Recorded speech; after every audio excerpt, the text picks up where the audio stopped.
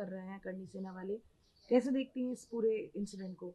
जी बिल्कुल, हमारे राष्ट्रीय करनी सेना के जो अध्यक्ष हमारे थे सुखदेव गोगामेडी जी, उनका कल उनकी हत्या की गई और हम पूरा राजस्थान स्तब्ध है और बहुत दुख की लहर है पूरे राजस्थान में।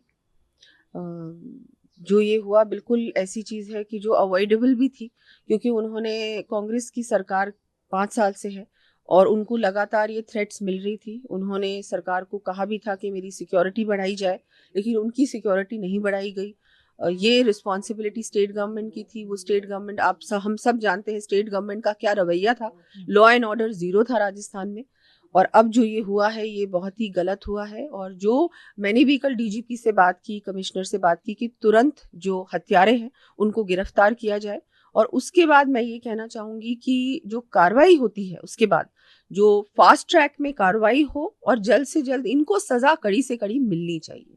आप सरेआम दिन दहाड़े घर में घुसते हो और उनकी किसी की भी हत्या करना, और मतलब कैसे कोई कोई भी इस तरह की प्लानिंग से हुआ है ना, ये ओवरनाइट तो हुआ नहीं है, ये प्लानिंग के अंतर्गत हुआ है। तो ये सारी प्लानिंग हो रही है स्टेट में, इस तरह के क्रिमिनल एलिमेंट्स खुलेआम घूम रहे हैं, घर के अंदर घुस के हत्या कर रहे हैं। और स्टेट गवर्नमेंट सो रही थी क्या? इनको पता नहीं था क्या कि ये सब चीजें हो रही? इसका मतलब कंप्लीटली इंटेलिजेंस फेलियर हुआ है, complete law and order failure हुआ है।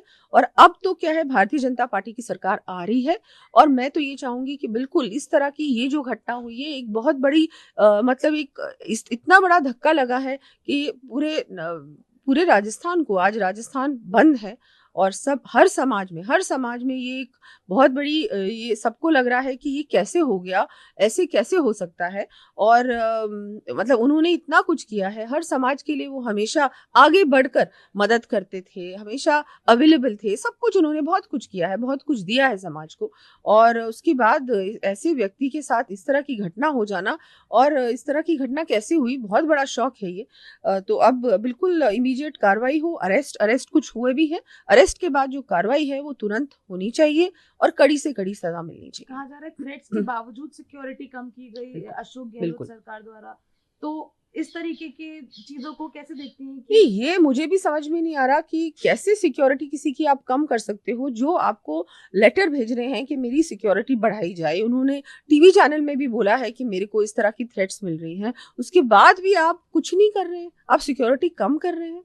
मतलब क्या है भाई? ये तो बहुत बड़ी एक इस पे तो इन्वेस्टिगेशन होना चाहिए कि क्या गवर्नमेंट का ये रवैया क्यों रहा कि गवर्नमेंट को जो कार्रवाई करनी चाहिए थी वो कार्रवाई ना कर कर उल्टा सिक्योरिटी कम कर दी गई। तो ये भी एक बहुत बड़ा क्वेश्चन मार्क है कि ऐसा कैसे। आखिरी सवाल मैम, अशोक गहलोत के ओएसडी का कहना है कि अशोक गहलोत सरकार ने सचिन पायलट जो उन्हीं के पार्टी के नेता हैं उनका फोन टैप किया गया था पिछली बार जब एमएलए को लेकर वो गए थे और उनको फॉलो किया गया था, कैसे देखती हैं? बहुत बड़ा एलिगेशन है और उन्हीं के ओएसडी जो बहुत करीबी थे उनके, उन्होंने ये बात कही है, तो डेफिनेटली इसमें सच्चाई तो होगी ही और इसमें इन्वेस्टिगेशन होनी चाहिए कि कितनी बड़ी बात है। और इस तरह की अगर उन्होंने ऐसा किया है तो ये भी एक बहुत बड़ा ये तो पूरा इलीगल काम है।